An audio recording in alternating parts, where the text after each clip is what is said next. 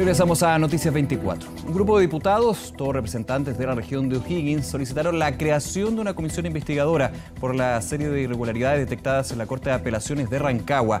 Vamos a conversar sobre este y otros temas. Para eso nos acompaña el diputado de la UDI, diputado Isaac Cort. Gracias por acompañarnos, bienvenido. Gracias, Nicolás, por la invitación. Ahora, hay una investigación por parte del Ministerio Público, todo lo que hemos conocido también a través, por ejemplo, del informe especial del día de ayer. ¿Por qué una comisión investigadora en la Cámara de Diputados? El Parlamento tiene dos roles que son muy importantes en este tipo de situaciones, sobre todo cuando vemos que hay algún tema de interés en otro poder del Estado. Uno de esos roles es el de poder investigar, fiscalizar a través de oficios al gobierno o también a través de una comisión investigadora que se crea ad hoc para un objetivo determinado con un tiempo determinado. Y en ese sentido, nosotros creemos que es necesario tener una instancia más allá de la fiscalización autónoma o individual que puede hacer un parlamentario para poder reunirnos en torno a un periodo determinado, que son 90 días, así establece la regla, para poder abordar efectivamente las implicancias, los alcances que están investigando desde el punto de vista administrativo. Porque paralelamente, y esto de manera complementaria, en ningún caso quiere competir con lo que está llevando a cabo la Corte Suprema o el Ministerio Público. Sí. De hecho, el día de hoy, junto a otros 3 diputados, el diputado Javier Macaya, el diputado Juan Luis Castro y la diputada Alejandra Sepúlveda, los 4 miembros de la región de O'Higgins, representantes más allá de las bancadas, nos reunimos con el presidente de la Corte Suprema, Haroldo Brito, pedimos una reunión para traspasar, para plantearle al presidente de la Suprema nuestra altísima preocupación porque la ciudadanía en general de la región de O'Higgins está inquieta. No es bueno, no es grato enterarte de los cuestionamientos que están teniendo a cabo las máximas autoridades judiciales de la región. Diputado, y en ese sentido, perdón, para cerrar, y en ese sentido, nosotros estamos aplicando a esta instancia fiscalizadora, pero que sea transversal en el Parlamento, porque la otra instancia, y con esto te lo dejo anunciado, es que está la instancia de la acusación constitucional. Y esa sí que es una herramienta mucho más peligrosa, mucho más dañina, en el sentido que tú puedes terminar con la destitución y el no poder volver en próximos 10 años en contra de una figura que está en el aparataje del Estado, y ahí están también incluidos los ministros de la Corte de Apelaciones. Ahora, ¿se está evaluando la acusación constitucional? ¿Usted es proclive a esa posibilidad? No, ¿y de qué depende también? Considerando que la investigación judicial, claro, usted lo dice correctamente, puede ir de manera paralela a lo que es la comisión investigadora. De hecho, han habido casos de comisiones investigadoras que entregan antecedentes al Ministerio Público, de ahí se complementa. Pero la acusación constitucional, evidentemente, va por otro carril. Efectivamente, la acusación constitucional tiene que tener un mérito de forma y de fondo muy fuerte, tiene que tener los antecedentes que así lo establece la propia Constitución. Podría ser, por ejemplo, notable abandono de deberes, tráfico de influencia, una serie de cosas que están siendo investigadas. Por lo tanto, yo soy proclive a tomar decisiones correctas, de tomar decisiones de manera reflexiva, de manera responsable y no llegar a iterar esto desde el punto de vista político. Pero con una definición de la comisión investigadora o sí, una eventual formalización de los ministros. Por ejemplo, esas son 2 instancias que nosotros no podemos descartar. Y en ese sentido, nosotros, al menos para fijar nuestros tiempos, tenemos la comisión investigadora. Tú, Nicolás, recién lo decías. A mí me tocó formar parte de las 2 comisiones investigadoras sobre el caso Cabal. Sí. Y tú sabes que nosotros tomamos la decisión al principio de la comisión de que todas las actas que tomara la comisión fueran enviadas, independiente de lo que dijera, al Ministerio Público. Todas. Y es así como se fue dando cuenta de testimonios que entregaban algunos requeridos, por ejemplo, en la comisión, versus lo que decían en el Ministerio Público. Y se dieron cuenta que no estaban en congruencia. Y en ese tipo de cosas nosotros podemos ayudar también. Pero la instancia es justamente tomar conclusiones. Presentar una acusación constitucional o, por ejemplo, presentar reformas al sistema en cómo se nombran otras autoridades. Por ejemplo, si queremos el nombramiento de notarios y conservadores, hoy en día la ley dice que la terna la provee la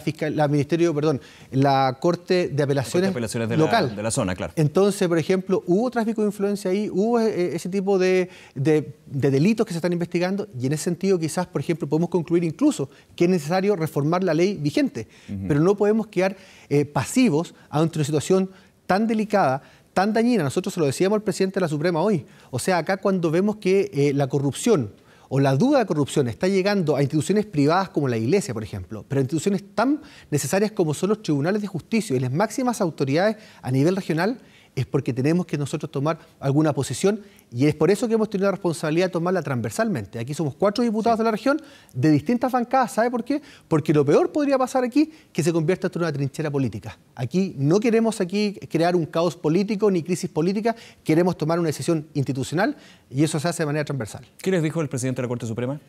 Que compartía la preocupación que nosotros le planteábamos, que ellos están justamente muy preocupados, por eso han encargado a una ministra, como es la ministra Maggi, la fiscalización, y dice que la han empoderado de la forma que ella pueda llevar a cabo esta investigación. No nos entregó detalles porque no puede del detalle de que se está investigando. Pero al minuto de plantearle esta comisión investigadora... Pero él entendió que podía ser complementaria justamente y podría incluso coayudar al rol que puede estar llevando a cabo la propia ministra como los tribunales a través del Ministerio Público. Y en ese sentido nosotros creemos que es una instancia que se puede hacer porque, insisto, es transversal políticamente y es una instancia que puede otorgar al Parlamento, quienes además cumplimos el rol de representar, un rol mucho más activo ante una situación tan complicada como esta. Diputado Cort, usted como parlamentario de la zona, ¿en algún minuto vio venir esto? Se escuchaba, está hace algunos minutos con Patricia Yandés, estuvo el senador Letelier, y hablaba de los dimes y diretes y por eso esta reunión que tuvo con el fiscal nacional. Era algo que se estilaba, estamos hablando de un tema, por supuesto, que se va conociendo de manera más profunda, pero claramente ya había una fractura importante a nivel del Poder Judicial de la región de O'Higgins. A ver, los rumores siempre existen y uno como autoridad tiene la opción de hacer caso a los rumores o hacer caso omiso a los rumores. Y yo personalmente me gusta mantener la independencia legítima y si hay que conversar, sí creo que hay que conversar entre poderes del Estado, pero existen los cánones establecidos. Y en ese sentido, claro, uno siempre oye este tipo de situaciones, pero tiene la esperanza de que no sean así. Pero esto le da la importancia a la medida que ya deja de ser un rumor y es un motivo de investigación formal por el Ministerio Público y por la propia Corte Suprema. A partir de ese hecho administrativo y también judicial es que uno toma la seriedad que esto corresponde y en ese sentido atribuye cierta relación a los rumores que uno le puede haber planteado. Pero yo este rumor nunca lo asumí pensando que había que uno resolverlo conversando con una u otra autoridad. Aquí lo que creo que corresponde es actuar de manera transversal, insisto, en donde uno puede hablar con el Ministro de Justicia, por ejemplo, con quien tenemos una relación diaria con el Poder Ejecutivo. Como institución más que parlamentaria, sí, indica usted. Es que ese es el tema. Ya. Yo creo que aquí la mejor forma para evitar justamente este tipo de interpretaciones, en que si tú te reúnes o te reúnes con el fiscal, te reúnes o te reúnes con un juez, tienes que finalmente actuar de manera institucional. Y esa forma se hace siendo transversal. ¿Ese fue el error del senador Letelier? No sé, es que yo no conozco bien los motivos, que de hecho pude conversar con él rápidamente cuando entraba y él salía de la entrevista. Yo no sé cuáles fueron los antecedentes que él tuvo para tomar la decisión.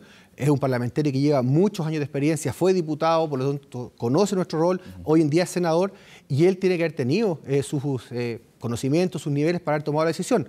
¿Por qué lo tomó? No sé. Yo creo que hay que actuar mucho más institucionalmente para resolver problemas que son institucionales.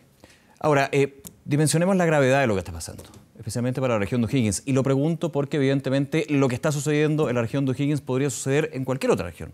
No hay antecedentes, por supuesto, pero evidentemente aquí se pierde la credibilidad, se pierde la confianza hacia el Poder Judicial. Usted ya lo decía, se ha perdido con la Iglesia, se perdió con Carabineros en parte, también con las Fuerzas Armadas en parte. Y ahora el Poder Judicial también está dentro de esto. Uno diría, claro, son actitudes personales, individuales, una investigación que siguió su curso para ser súper objetivo, pero claramente ya me imagino yo, y no sé cuál es el contacto que ha tenido con la gente de Rancagua, por ejemplo, en la región, uno ya pierde la confianza. No solo pierde la confianza, Nicolás, lo que tú dices es exactamente así, sobre todo en nuestra región que nos tocó tan golpeado. O sea, el caso Carabinero es un caso nacional, la Fuerza Armada nacional, pero el caso de la Iglesia, por ejemplo, esta secta, la familia, qué sé yo, sí, es de la región de O'Higgins. La cofradía son curas, son sacerdotes que han sido incluso sancionados por la propia Iglesia, que son de nuestra región. Por lo tanto, ya tenemos un golpe bajo a una institución privada que es la Iglesia. Y hoy en día el tema del Ministerio, perdón, de la Corte de Apelaciones nos pega fuerte. Y yo creo y espero, y te digo, quiero actuar de buena fe, en que no está sucediendo esto en otras regiones. Pero no puedo dar la certeza, al contrario, yo hago un llamado a que por favor se investigue a fondo todo este modus operandi en el resto de las regiones. ¿Por qué? Porque creo que también hay que descartar y para eso se tiene que investigar, no esperar que se haga la denuncia muchas veces. Quizás ahí las instituciones tenemos que tener un rol mucho más proactivo, mucho más fiscalizador, de autofiscalización, para evitar que lleguen a formarse este tipo de situaciones como las que se están construyendo hoy en día en la región de O'Higgins. ¿Se necesita más transparencia en el Poder Judicial? Yo creo que en todo el Estado se puede tener transparencia, pero también entendiendo que hay ciertas cosas que son muy reservadas, que tienen que mantenerse con ese carácter, y ahí también que entienda la ciudadanía, la opinión pública, los medios de prensa, por ejemplo, que hay ciertas cosas que no se pueden develar porque su carácter aún no lo permiten. Pero ahí yo creo, insisto, en que debemos tener mucha más transparencia, pero sobre todo mucha más proactividad en la autofiscalización de respecto a las funciones. Me queda un minuto, diputado. Quiero llevarle otro tema rápidamente. La reunión del Grupo de Lima el día de hoy, aquí en Santiago, palabras del presidente, del canciller, de los miembros, de hecho, donde, por ejemplo, entre varios puntos, lo pregunto como integrante de la Comisión de Relaciones Exteriores, por supuesto, exhortan a la ONU y a la OEA a tomar acciones. ¿Qué acciones más se podrían tomar? ¿Qué más presión se podría tomar con respecto al tema la crisis en Venezuela? La crisis en Venezuela es una situación que ya no da para más, y esto no te lo digo desde el punto de vista político, te lo planteo desde el punto de vista de las conversaciones que tú puedes tener con cualquier venezolano que ha tenido que exiliarse de Venezuela y venir a Chile. Se puede hacer mucho más. Yo te digo, por ejemplo, visitas de autoridades de las Naciones Unidas, para no decir la alta comisionada, la expresidenta Bachelet. Aquí nosotros necesitamos acciones concretas. Acá necesitamos acciones, por ejemplo, fiscalizaciones con respecto al tema de los cortes de energía eléctrica.